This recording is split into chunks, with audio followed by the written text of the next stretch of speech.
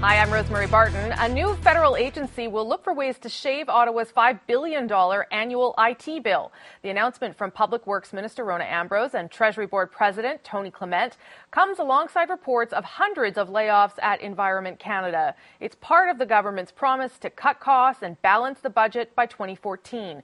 But do the Conservatives really have clear criteria for coming budget cuts, and how deep will those cuts go?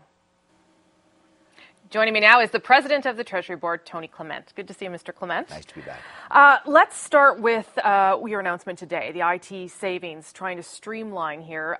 We know that you're looking for savings, you've created this new agency to try and get them. That doesn't sound like the most obvious thing to do, is create something new when you're trying to get savings. How are you going to make these savings? How much are you looking for? In fact, what this is about is consolidation of IT services. And we needed to get a kind of a common management of this, because it was spread all over all the departments and all the agencies. There were over 100 different ways that people were accessing their email. Stunning. There's 300 data centers, 3,000 different bits of network.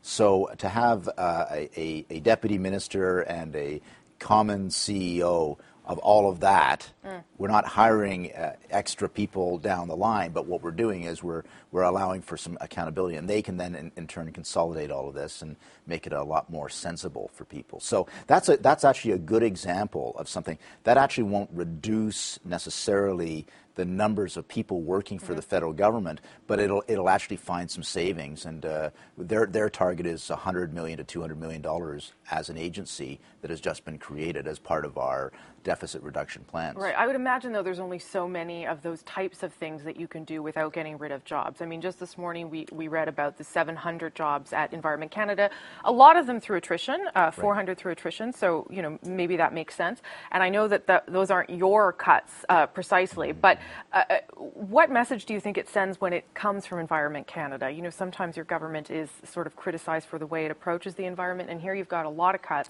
11% of the workforce coming from that one department. Well, I can't entirely speak for Minister Peter Kent, but I think if were he here, he would say, look, we're still focused on our core mandate: cleaner air, cleaner water, cleaner environment for Canadians. That hasn't changed, and we can do that more efficiently as a result of some of the re-engineering he's doing in the department. Generally, what we've said in terms of the public service and the number of employees, incidentally, this year was the first year in a number of years that the total number of public services actually declined. Most years that we've been in power, it's actually increased. But generally what we're saying is, look, we know that there is a possibility of staff reductions. We know that 11,000 people leave the civil service every year. They retire, they quit, they find a new job elsewhere. So we're going to try to, as best as we can, look after people through the attrition and that way not have the same impact in terms of job reduction. At the same time, our goal is very clear. We want to find $4 billion in savings. That's out of an $80 billion worth of program budget. 5%. We think that that's reasonable. We think it's doable. I'm not saying it's easy, but it's doable. So you'll still ask for the 5% from Environment Canada? Absolutely, we will. We're asking 67 departments and agencies to give us two scenarios. Give us a 5% reduction, give us what a 10% reduction looks like, and then my committee that has been struck by the Prime Minister to look at these things will then look at each department, each agency to see which is appropriate. Okay, so we've gone back and looked at some of the memos that Mr. Flaherty actually had drawn up based on the lessons learned from 94 and 95 and the way the Liberals approached it then. And it is sort of interesting, the listing of the criteria that they put forward in terms of determining how things should be cut and what should be cut. What are some of the principles or criteria that are going to guide you? Because I know you've at least started the meetings now in terms of how to get this going. What are the criteria that you're going to set out in terms of making these cuts? Sure. A couple of things. First of all, unlike what happened in the mid-90s with the Liberals, we're not cutting transfer payments on healthcare social services to the provinces. We're not cutting individual transfers like EI or old age security. Those are all red circled, not part of this. That leaves $80 billion of program spending. So we've asked each department and agency to say, look, what can be done in a different way? Are there different managerial techniques? Are there using IT? These kinds of things. Can you deliver the service in a better way? Second question is, does this service really need to be delivered? Or is there a better way to deliver it by another agency or By another level of government? By another level of government, or by maybe this is something that is inappropriate now for government to be involved in after several decades of being involved in it.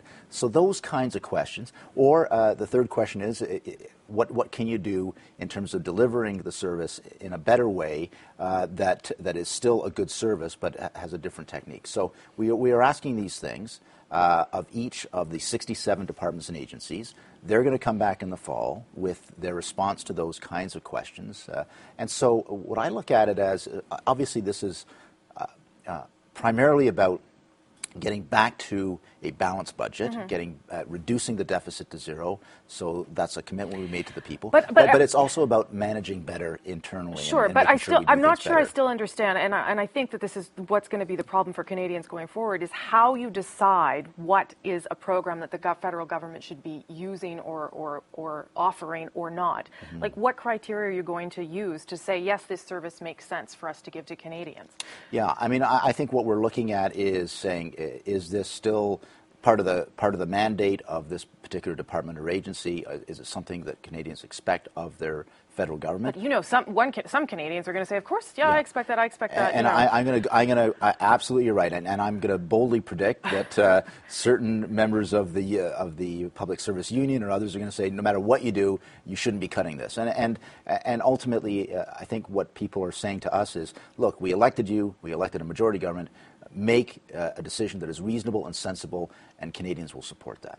And that's what we're going to do. One of the other things that the lessons learned from 94, 95 that I found so interesting is public awareness. They basically said that in order to make the difficult choices, you have to be able to explain it to the public. And up until now, you've been working behind the scenes, but up until now, we haven't heard a lot about how the process is unfolding, how you're making the decisions, why you're making the decisions. How much are you going to do with that in the fall when you start announcing some of these cuts? Because that's going to be hard for people to digest, and they may not always understand why you're asking them to make sacrifices. Sure. Well, the first thing is none of this really comes to fruition until the budget, the next budget. Right. So we're looking at So February, you'll never give us a hint of where things are coming from. Well, I think it's an ongoing process. We're going to be, all of these suggestions are going to come in from the different departments and agencies. We've got to look at each one, and then we've got to look at the macro impact, make sure that we don't miss something, because individually a change might be appropriate, but when you look at the combined effect, maybe it's something that we don't want to do. So I can't,